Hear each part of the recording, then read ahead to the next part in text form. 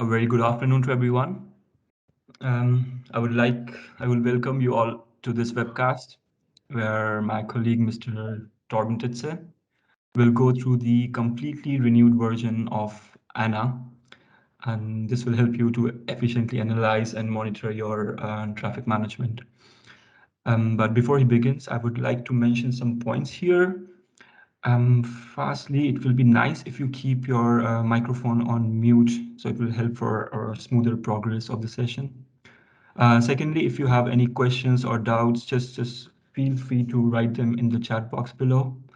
I would let Mr. Titze know, or yeah, we can also discuss this during the end, or feel free to raise your hand. And thirdly, this session, as you see, is being recorded. So I hope everyone is okay with this thing. So, okay, it looks fine. So Torben, the stage is yours. Yeah, okay. Gonna switch on my camera briefly so you have a face with the voice. Yeah, thank you to my colleague Mayuk Sika for these nice introductory words. As he already mentioned, any questions as far as or during the presentation, please ask them in the chat, and I will take breaks every now and then and ask if there are any questions that I might not be aware of, and we will try to answer them if it fits into the flow of the presentation, and otherwise there will be a Q&A at the end of the session where you can ask your questions also via the microphone if you want, and we'll discuss them happily. So, but without further ado, let's get into the presentation. Our webcast topic today is ANA, our efficient monitoring tool, also known as quality analysis tool. I will first of all I'll say a few words like introductory or philosophically, if you want to say so, about what does a quality analysis tool like ANA do? What is its purpose? How can it support us in optimizing our efforts in traffic management and traffic actuated control specifically? Then we will go through a few slides that we prepared that show how are we actually getting there? How do we do it in practice? What are our benchmarks, our thresholds? How do we evaluate the quality of traffic? And in the end, we will briefly look at some screens or at the graphical user interface. I will show you how does this look in practice. Unfortunately, we don't have the opportunity to look at an actual live system. I hope you understand it, as this monitoring tool is designed to actually point to the general quality of the controls. Right now, it's we're not able to just go onto a client's system, and we're not in charge of quality monitoring ourselves. So we will have to work with a rather limited example here, but I think it will be good enough for you to understand the possibilities and see the potential of this software. So as I said, I'm going to start with some philosophical introductory words. What is the goal of quality analysis of monitoring with ANA? The goal is to point a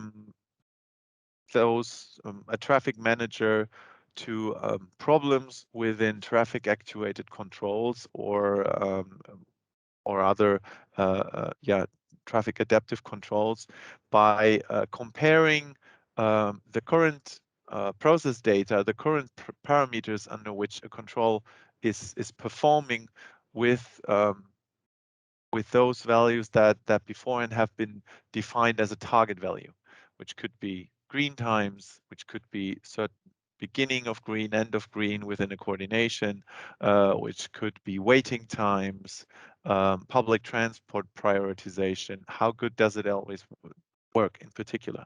A lot of some of the graphics that you're going to see when you're familiar with traffic central systems might bring up the question, oh, this looks like a traffic central. Is this a traffic central? No, it's not. It's something beyond that. And why do you need it? A traffic central will tell you if your equipment is working, if it's working within its operation parameters, meaning a traffic light is activated, it doesn't report any errors, and it's, I don't know, working in the program that it's supposed to be, but nothing more beyond that usually. It will not tell you if especially a traffic actuated control is actually working properly, if the quality that the traffic engineer is trying to achieve with its control is actually met. And this is where ANA comes into play. We're going to see how it does that. So now to get more into it, how does ANA work? First of all, there's a step of configuration. I have been talking about thresholds. I've been talking about quality benchmark that we're trying to meet. These, in the first step, of course, have to be identified and configured. That is done via ANA, or it can be done with LISA, the traffic engineer's desktop that we're also developing. Then we have the process of identifying where are problems, and then the step of evaluating or giving certain suggestions. How could we improve the performance of our traffic actuated controls? So step one, configuration. As I said, to define a certain level of quality, we have to tell the software what is the the benchmark, the threshold that we're trying to achieve. Think of a maximum amount of waiting time, for example. So how much time do we allow between the demand on a certain detector until the assigned signal group is turning to green? How much time do we expect a public transport vehicle to take from the moment of registration until the moment that the green light is given? And these parameters have to be defined. They can be defined either within ANA itself. We will later see how that is done, or they can be defined in the planning process when your traffic actuated control is planned with LISA. You can use a certain ANA tool within LISA and define them in the moment that you are actually planning your traffic actuated control. But one thing you have to keep in mind, there's always an engineer involved, or someone who has planned this intersection, or is does know the parameters that it's expected to work in and has to do these definitions. So that's the configuration part. We will look at it later, how that looks in practice. And now let's have a look at what is ANA actually monitoring. What does the software monitor? What does it? What is it looking at? What values is it looking at? What part of the function of the intersection is it looking at to determine its level of performance, if you want to say so? There are three parts of that. This one is the private transport functionality. Here we're talking about signal times and detector responses and stuff like that. Then there's the public transport. Here we're looking at detection points and detection chains. In particular, if all the detection points have been activated.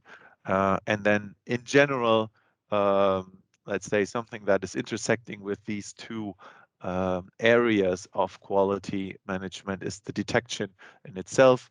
We're taking a look at what is what percentage of the detection is actually working within the parameters that we defined.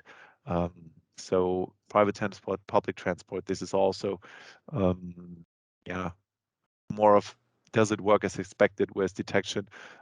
Also to give the user here this this information. Detection itself could be checked in the Traffic Central. It's true. You will find some redundancies of quality and fault management within the software, so the user doesn't always have to change from one software to the other. Uh, so so yeah, we have this part here as well. So let's have a look at these three modules. First monitoring module we're going to have a look at is the private transport monitoring. And this again consists of 4 different quality measures, one of which is the waiting times. Then we have the signal times itself, the pure green time, if you want to say so, then the coordination, this meaning are these signal times, if I have a coordinated corridor, a green wave, or however you want to call it, are the signal times beginning and ending within the within a expected range. And then we have part that we call capacity reserves, where we look at the actual flow ratios, the saturation levels within a control, and say, okay, where do we have oversaturations? Where do we have a lack of green time? Where do we have maybe too much green time? It's not actually used. So we're going to have a detailed look now on these 4 parts. First of all, the waiting times. In this example here, we see a signal group, which is a vehicle signal group 1. Anna is having a detailed information on when actually green is starting and ending, and it also has a detailed protocol of when the detector that is assigned to this signal group is occupied. And maybe this is a moment where I should explain something about the database or the scope of Anna. Where does it get the data from? The usual procedure is that once every 24 hours, usually at night, Anna is pulling the data of the last 24 hours. So you have the comprehensive data for this whole for your whole city or for your whole area that you are monitoring. And for this period of time that you have pulled the data for, you will have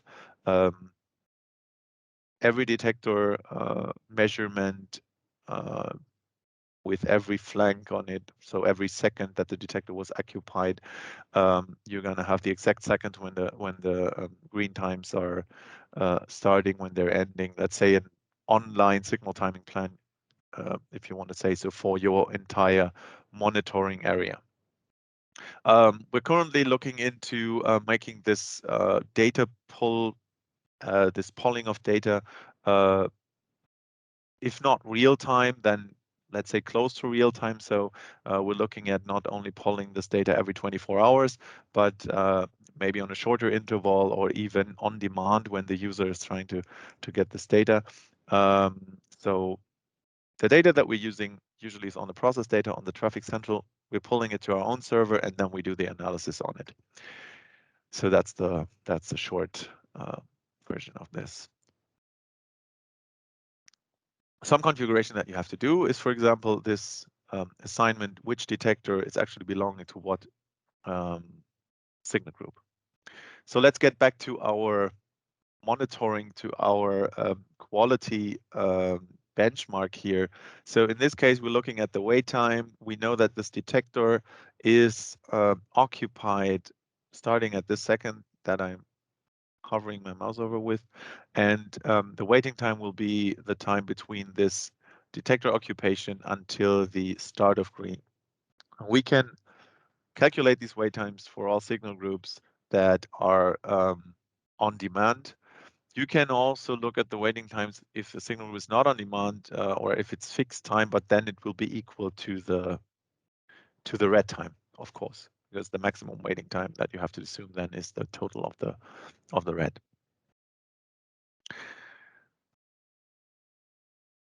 So first quality indicator, what are my waiting times? And here again, we're defining a maximum waiting time that we want to tolerate. If as soon as we're exceeding this waiting time for this particular cycle, our um, quality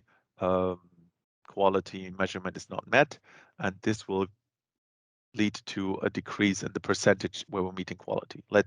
We're always looking at cycles. In how many cycles did we meet this criteria? So if in all of our cycles the waiting time is not exceeding our threshold or our maximum waiting time, then we have 100% quality in this particular dimension. And for every cycle where we're not meeting the waiting time, we're going down a bit. And we'll see that later how it looks for an intersection. So what is the next quality measurement? Private transport monitoring check for unusual signal times. So when we're looking at signal times, we're looking at two things. First of all, how long was the green time? Is it exceeding a maximum or is it below a minimum green time? And then, of course, when we're inside a coordination, we're looking at the threshold, although this is actually two diagrams in one. We're going to see that online, though it gets a bit more clear that we're actually looking as the end of green within this threshold and it's the start within this. Probably gets more clear there. Here again, every bar is a certain cycle, an individual cycle, and every cycle that is within a threshold is pushing up the quality. Identifying empty capacities or overcapacities, or on the other hand, oversaturations, we're looking at the flow ratio. Flow ratio meaning the ratio between the actual green and the needed green, or the needed green and the actual green. If our needed green is more than the actual green, we're going to have an oversaturation, and you can think of it as soon as this value of the flow ratio or saturation is topping 100%, you have congestion, or you're going to have more vehicles trying to pass the stop line as you have actual green time. So in a situation like that, when you see all my signal groups that I look at, in this case, these are not intervals or cycles. These are the values for, let's say, 5 signal groups at this individual intersection. If they're all below this threshold, you can assume that you have capacity reserves in this particular program. So the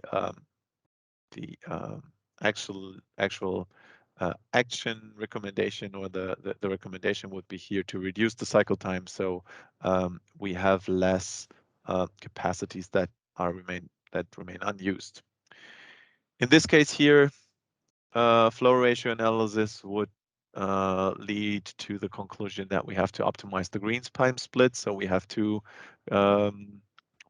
signal groups which are oversaturated while others are showing capacity reserves. So if we would change the green time split here, we would achieve a more even saturation, and probably get rid of congestion that we will find in those red marked signal groups.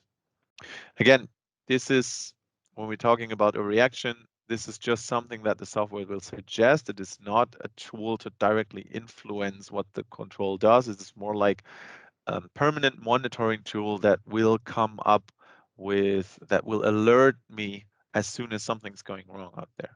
As long as everything is in the green, I'm fine. If the conditions out there change and I see that there is something going into the red, then I can use this to identify what the problem is, but I will later use other tools to actually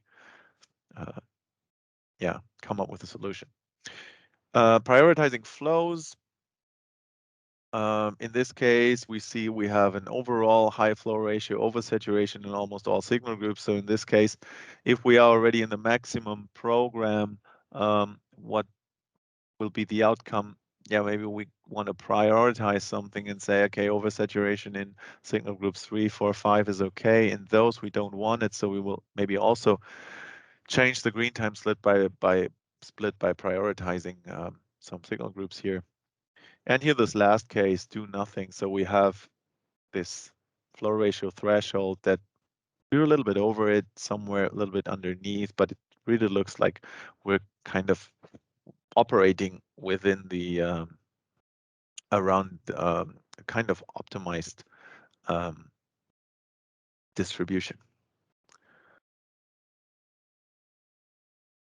The next one is, I already mentioned it. So this, here you see now these yellow bars make a little bit more sense. So here we're looking at the green time, not only as an absolute value, but we're looking at the green time within the cycle. So when we look at each individual cycle, we know exactly when the green started, when it ended, and if we have these minimum and maximum end of green, minimum, maximum beginning of green defined, we can tell, okay, in this cycle, we're good. In this cycle, end of green is a bit too early.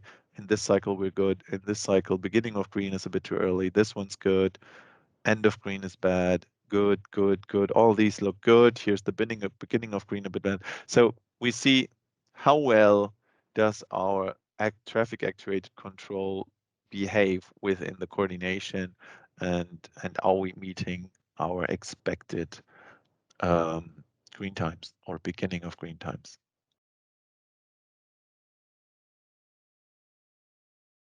So that's so far for the individual traffic or private transport. Next step or next thing to look at would be the public transport. Maybe Mayuk, at this point, my question would be, any questions so far? Something that we should address? No, Torben, no questions so far in the chat box. Okay, thank you.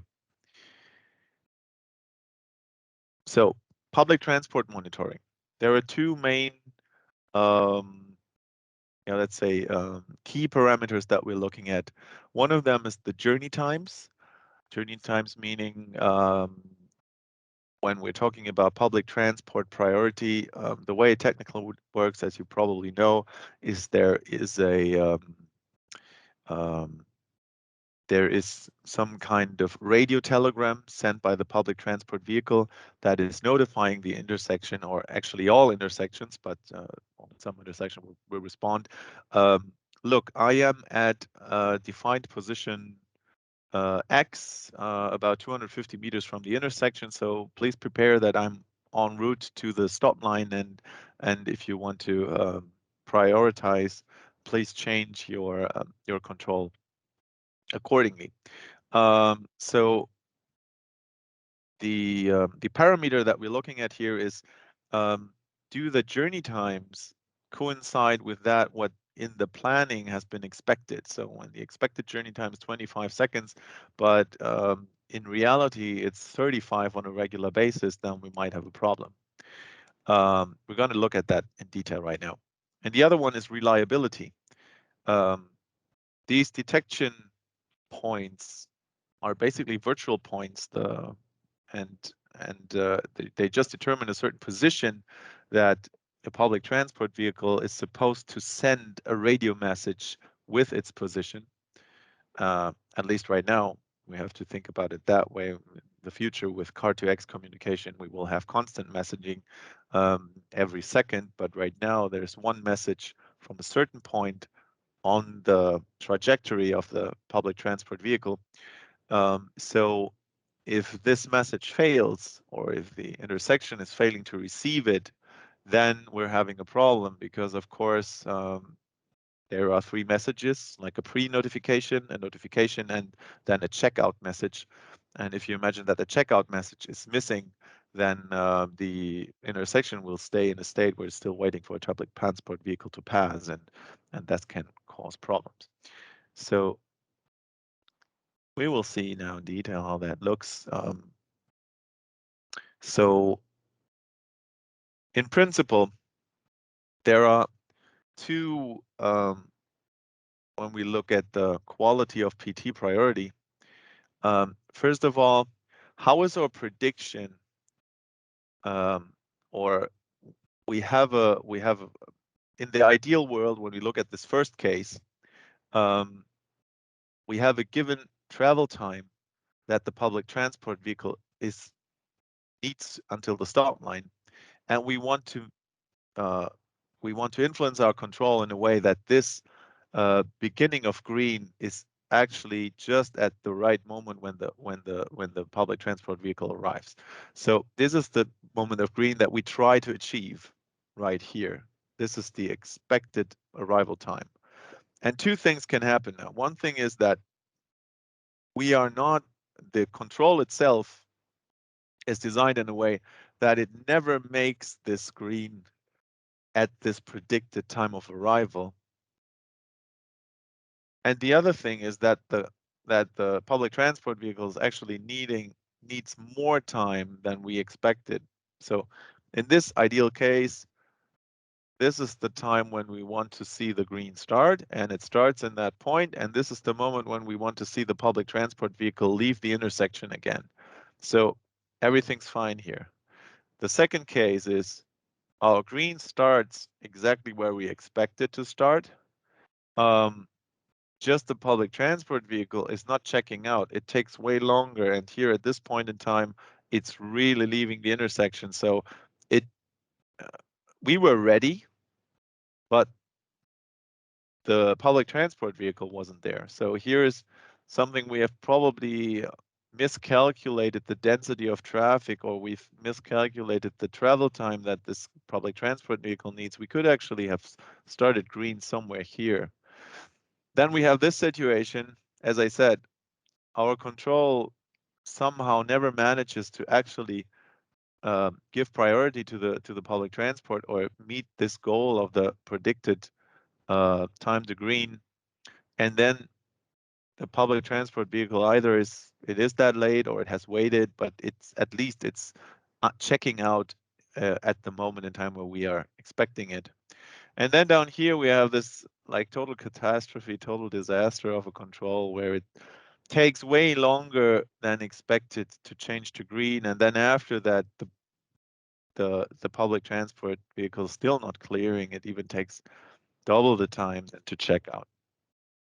So these are the two things. Does the control actually meet our expectations of clearing the path for the public transport? And does the public transport vehicle itself meet our expectation of when it's going to arrive? And did we calculate that right?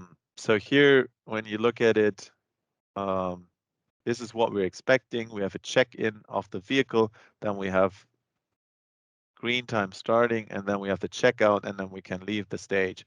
So here we're trying to make the case why it is so important to look at the reliability, look at the consistency of the notifications of the radio messages. Down here we have the case, we have the check-in, then we expect the public transport to check out at this point in time, but the checkout actually never comes. And then there's something in the control that is called the auto checkout time, which is usually after like, I don't know, twice the cycle time or even a bit longer. So in this empty green time here, the control is waiting for the public transport to check out, but that never happens because that radio message got lost on the way. And this auto checkout then makes sure that we somehow return to a normal operation. So yeah, keep that in mind. We're going to look at it later, how we're visualizing that and how it can help you then to optimize your control. Last point, detection. Pretty straightforward. We're looking at occupancy and we're looking at gaps.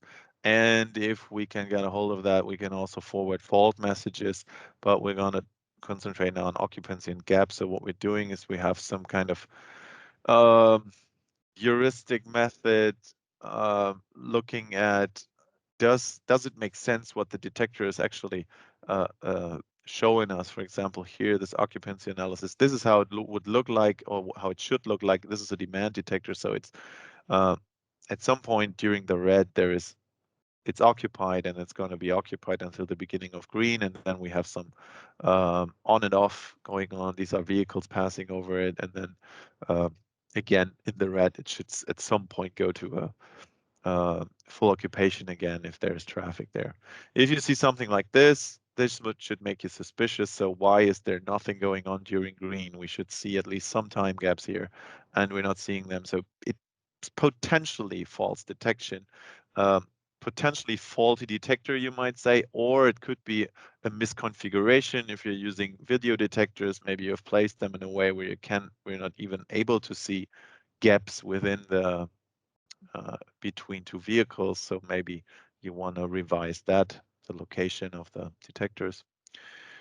And then the other way around, when you look at the time gaps, and we realize, okay, our time gap is beyond a certain threshold, means there is no occupation at all.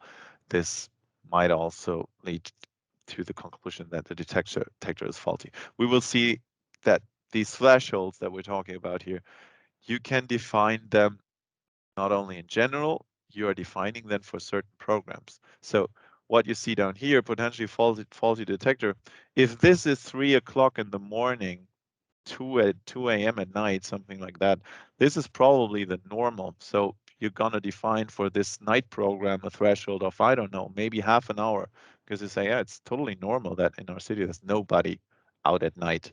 So if there is no detection there, that is not a sign of bad quality. That's just the way it is.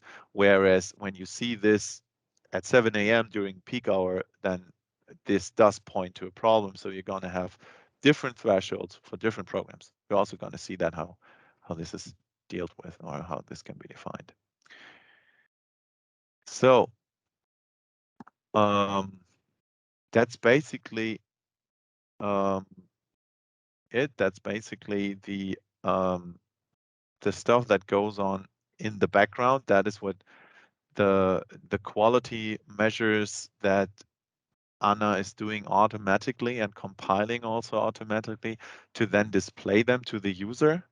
And then there are certain tools, once you have this information, to go into individual intersections and see what is actually going on with individual signals. So to show you this, imagine all this going on in the background. You have polled your data for the last 24 hours, and Anna has compared all the data with its thresholds, and then what you have on your dashboard then is something like this. You have this this overall quality graph showing you all the intersections in your area, and they will be ordered by the level of quality. And this one, B14, there seems to be some kind of problem here, because only 50% of the target values that we've defined are actually met. That can be the waiting times that we defined, the starting of green, or the maybe it's not a coordinated intersection, but the cycles are taking too long. So or the public transport is taking too long, or it's a combination of everything. And then when we go into the intersection, we can do an in-depth analysis of what's going on here. Where are the issues? And that's what we're going to do now with this little example that we have. I'm sorry, I don't have data for a whole city, but I have data for one kind of example intersection, which is not 100% ideal. So just one more reminder, what are we looking at? Waiting times, detector values. We can look at signal timing plan protocols, at the green times within the coordination, public transport reliability, journey times, and signal times. And now I would change over. Torben, before we go, there's a Yeah, question here. there's a question. Yeah, I thought so. Just wanted to ask you right now. Go ahead. The question is, how is the needed green estimated in the calculation of the flow ratio? The calculation of the flow ratio and the needed green is basically, yeah, it's the same step. The needed green would be, we can assume for every signal group, or we can configure for every signal group a time gap needed for one vehicle. So let me first select this intersection. Maybe we can start right away with the saturation. So short version is, you know the number of vehicles that have passed the signal group. you know the amount of time that one vehicle would need, and by taking this into account, you know how much green would we have needed. Let's say we have 5 vehicles there in one cycle. Every vehicle needs 2 seconds. That would mean I have 10 seconds of needed green. If I had 20 seconds of green in that cycle, that means I have a flow ratio of 50%. That is for one lane. If we have more lanes, that would also be taken into account. Maybe I can show you here right away as we're talking about the controller data. Right here, K1. So this is a vehicular signal group. It has 1 lanes. It has I'm always talking about time gaps. What I mean is headway. The headway there is 1.8 seconds, and the detector here assigned in this example would be D9. So everything that passes D9 will be multiplied by 1.8 seconds for that individual cycle, and we would then divide this with the green time that we actually had. Yeah, we are already right in. Before we look at it for the outcome, I said before in the presentation, the first step is always to get this controller data, to get these threshold, these target values, and that is what you're doing here. So when you've set up the intersection or you've imported it from Lisa, you have the signal groups here, you have the detectors, you have the signal programs. And in this case, we also have public transport detection chains. So detection chains consisting of detection points, these defined points where the radio message is transmitted. And then we go forward with these elements imported and define these target values here. So you can see here I have defined for this signal group K1 that in signal timing plan 1, if I added this data, there is a maximum waiting time of 50 seconds. The green time should be between 10 and maximum 40 seconds. The red time, vice versa, should be minimum 20 seconds, maximum 50. Then I have a range for the beginning of green between the first second of the cycle and the 12th second of the cycle, the end of green between cycle second 32 and cycle second 37. Then I can also define the number of vehicles per green time, which I want to monitor if it's exceeding that value, the cycle time, and the flow ratio. And then I will always see, okay, who did the last changes on this? It's probably me. So this is how you define your target values and what Anna is going to compare here. When I look at the detectors, there you have, as I said, maximum occupation time and maximum time gap for different signal programs. So here in this, it's a bit of a lazy example, to be honest. There are the same occupation times and time gaps for all times of the day. But I think you get the idea. So you could go ahead and fine tune that. Now we have signal programs. So this is basically for Anna to know when it receives data, which program was actually active during what time of the day. And then here we have the detection chains for the public transport, and for each of these detection points, you're defining maximum travel times and the expected time until green. So these are the two values that we talked about earlier. So for example, this is this pre-check-in here. As soon as this radio message is received, we're expecting 15 seconds until green time should start. And after 20 seconds, the latest, there should be the checkout. Probably gonna get more clear if we look at the actual data here. Traffic stream configuration. This is, yeah, if we do this, we can also have a nice little, automatic overview of the intersection. So with all these thresholds set, if we look at this test data that we have here for this individual intersection, if we look at what data we had between the 24th and 27th of December. So we've been monitoring here what's going on over the holidays, you might say. You can see here, how was the quality regarding maximum read time? Okay, maximum read time was obviously never exceeded. How was our quality regarding detector occupation time? So occupation time was also always okay, 100% of the time. Time gaps was okay, 100% of the time. Journey time of PT telegrams, that was only okay 37% of the times. And journey time comparison was only okay 34% of the time. So that is something that you would immediately have a look at, because this intersection is not performing so well on the PT in the PT department. So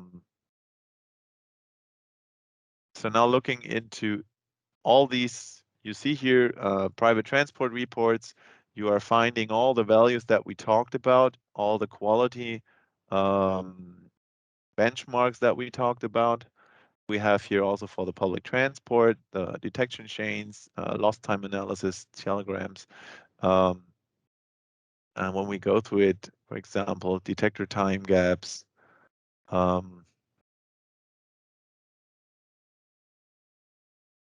so bear with me, this data is pretty basic and not really realistic. So if I would look at the data here for this detector, you'll probably find out that the time gap is usually the same. So first thing we see here, when we're asking for the time gaps, the first thing is what we're getting is this histogram. So it's going to tell us, okay, all the values between 0 seconds and 1 second, there were 28 values. All the values between 1 second and 2 seconds, 15,000 values. So so usually what you see when you're having actual data, you're going to have some kind of curved curved spread out values where you see what is kind of the average value. And in this case, why we have this the data, why it looks the way it is, you see here that there has just been a simple 2-second detector a 2-second occupancy in every cycle. So if I really want to know what happened in this individual cycle, why is it so long here, I can click on that individual value.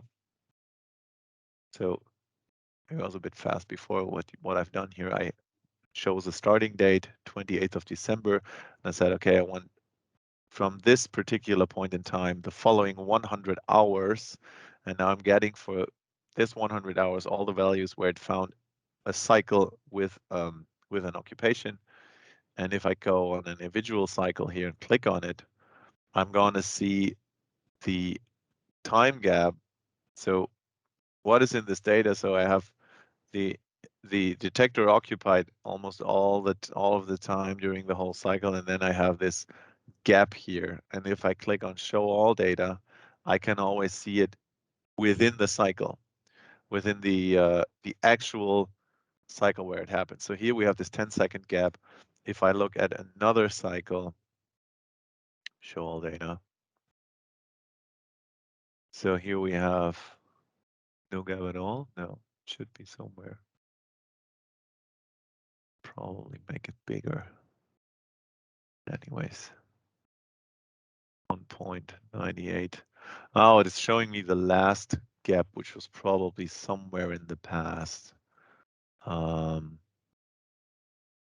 Somewhere here.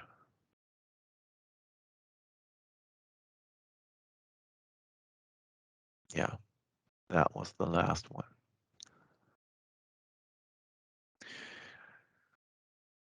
Anyways, probably a bit more clear when we do it with green times. By the way, detector time variation curves. So if I want to look at counting data, I can do that. So seeing here, let's go just one day ahead, maybe here the 18th. So this is the counting data over 24 hours of these detectors. You see it's not very realistic, so we have this value that goes through all the night. We're using this data just to test um, our graphical user interface. So let's get into something a bit more interesting. We've seen time gaps. So green time per cycle. This is pretty interesting, I'd say. So you remember that we defined a certain expected value of when should our signal group actually start. And now if we choose here signal timing plan 1 and I execute query, now I have here all the green times within all cycles in my period, my time period that I'm looking at, which were in signal timing plan 1. So I can see usually starts at somewhere here in this range and ends somewhere in that range. And here I have this button, show range for beginning and end of green. So if I click on this, now it will put in my thresholds. This is the threshold that I've defined. My expected start will be something between 0 and 15 seconds, and the end will be something between 30 and 35, I think I put in here. So now all the starts of greens or end of greens. Just a second, I have to plug in my headset because it told me twice already that the battery is low. Okay. So for every cycle where these two values are within these ranges, we are meeting our quality. We are meeting our quality criteria, and for this one we don't. So so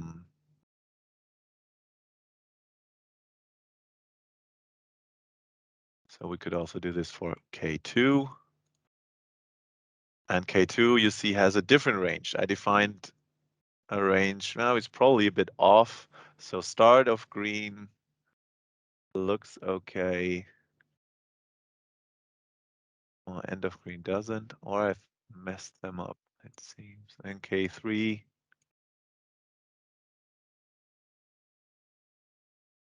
K3, you can see it's always the end of green is always a bit too late here, because my expectation would be that it's here somewhere before the 40 seconds mark, and it's basically always lying behind that. So the question is my threshold wrong or is the control wrong? Yeah, as I said, it's a bit of a lazy example, so probably my threshold is wrong. But if this would be the actual threshold, if this would be the threshold that an engineer has provided for this control, and would say, okay, I don't know what you're expecting here, but your control is not doing it.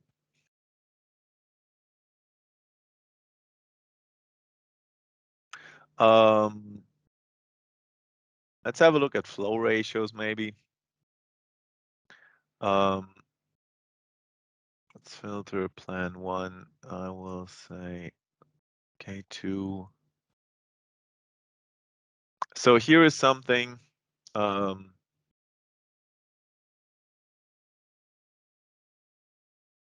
are looking at. Yeah, these are a bit nicer values, if you want to say so. So here we have the number of cycles where our saturation is between 72 and 78%. And then we have cycles where it's like around the 90% mark, and here it's going beyond 100%. The question was this morning when we did this in German, how is it possible that a flow ratio goes beyond 100%? you are always having cases where, I don't know, in a secondary direction where people are squeezing themselves into the intersection in the last second of yellow or something. Or if you have a lot of motorcycles, you're gonna have, yeah, a lot of cars that are not using 1.8 or 2 seconds of headway. Or if you have vehicles going over two detectors at the same time. So it's very much possible that we are detecting here that we are detecting saturations that go beyond this point. So here again, the histogram, and here's the data of the individual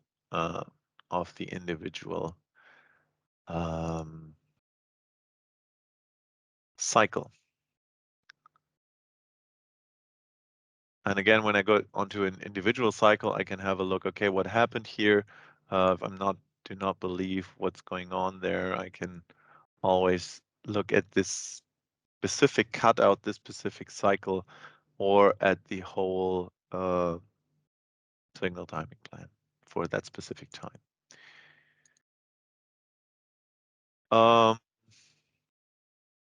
Interesting also, signal timing plan change. So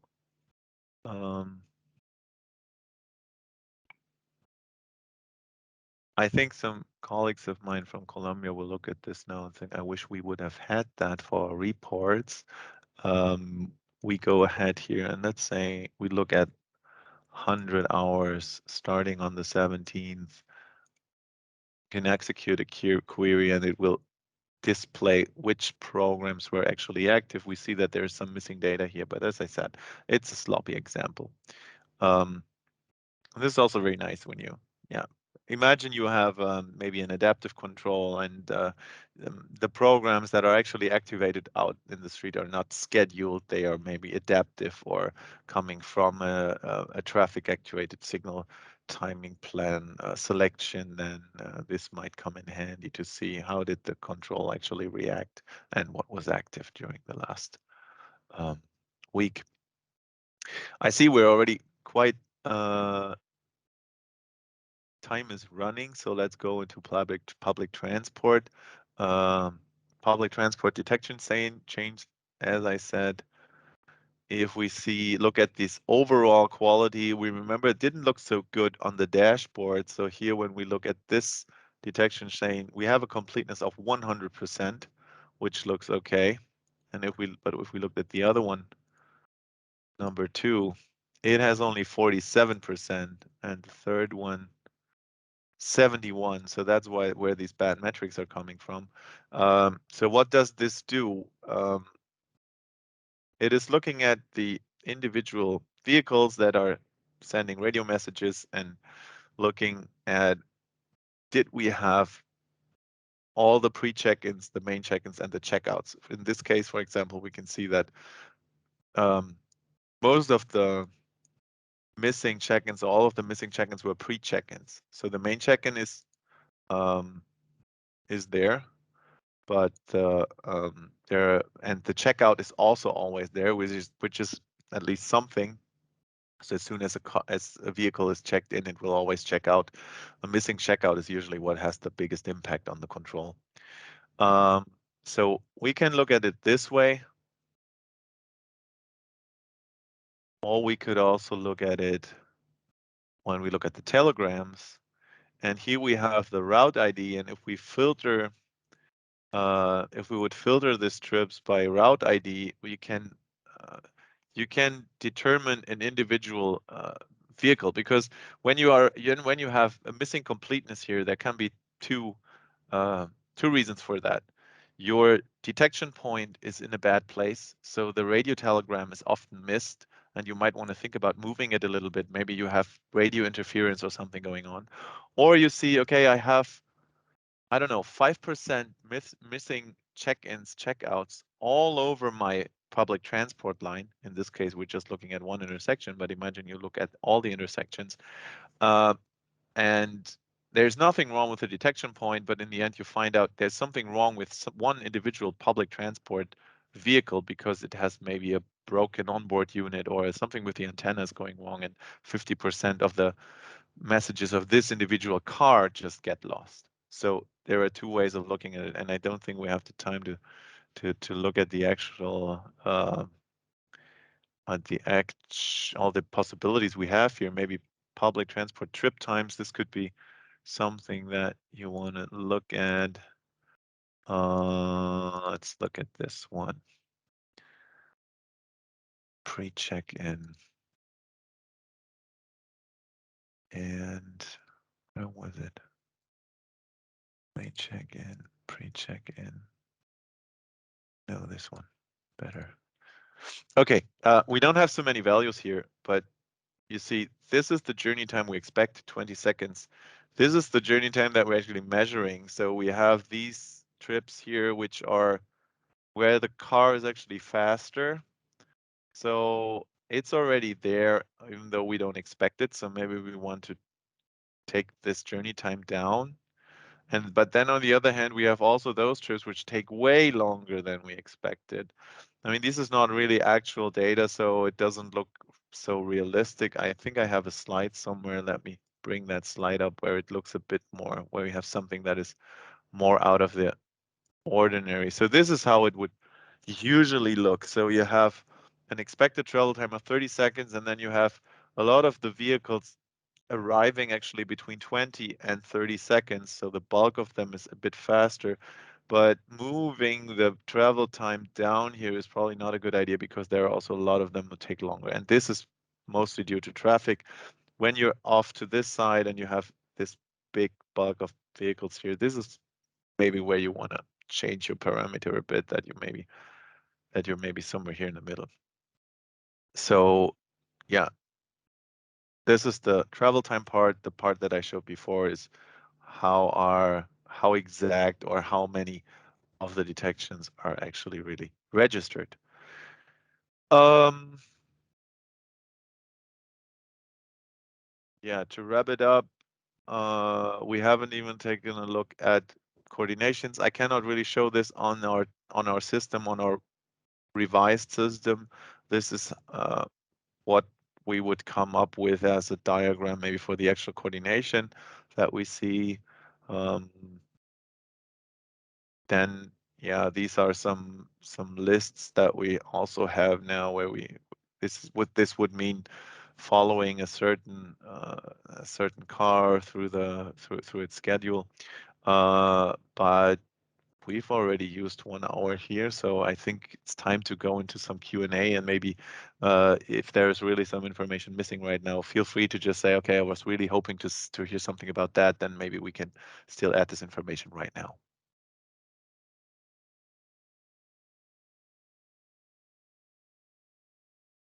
So first question, Mayuk, if there is something in the chat that Yeah, we there should is already a address. question. There is already a question about if the only data plan with Lisa Plus could be uploaded, or if there's a possibility to upload controller data from some other planning software or planning tool. So right now there is no direct upload, so there's no interface in place where you say, okay, we just push out the data from one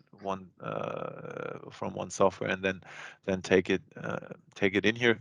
I think it should be possible to load OCIT formatted XML files.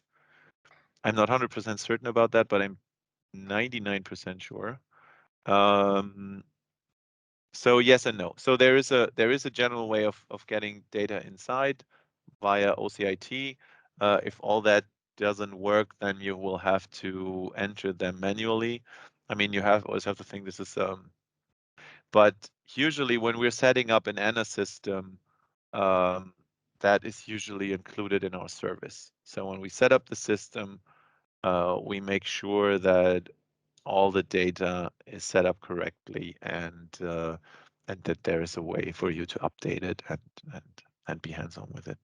Mm-hmm.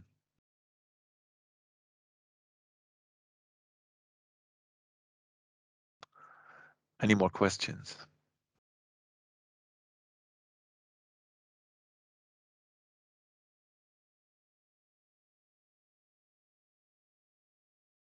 Okay, there's one more. How are you collecting data from controller? Okay, the data from the controller is collected actually not by ANA itself, but by the Traffic Central. So the data we're using is data that is usually collected via the Traffic Central, and what has to be implemented is a process data server. Right now, I don't know, OCITC or I think OCITI as well, that allows us to pull this data from the Traffic Central. So what you need is actually a Traffic Central who's getting this information from the controllers. It depends on on what basis the controller has to be configured so to send it to the central. Okay, are there more questions?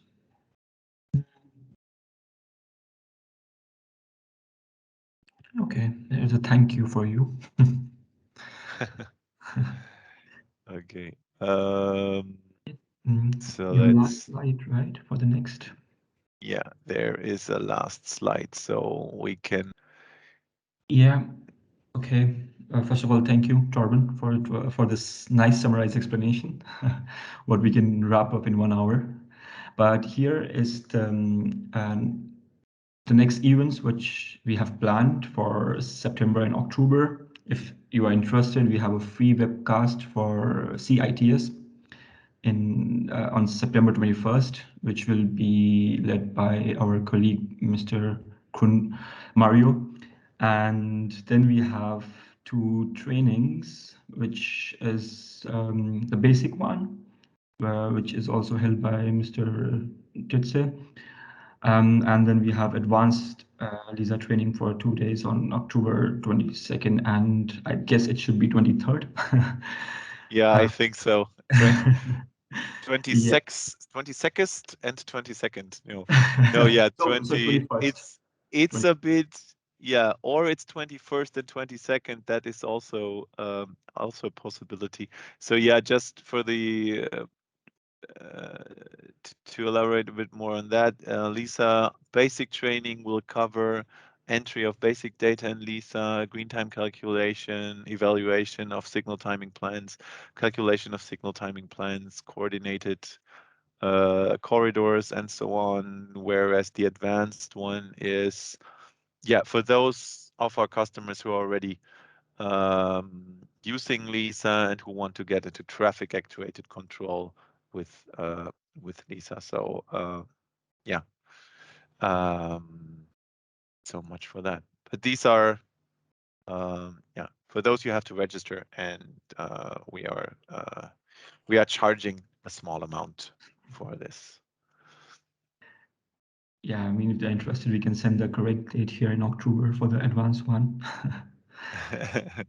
Yeah. Okay. And as opposed to our German trainings, which are already totally booked, there are still spaces available here.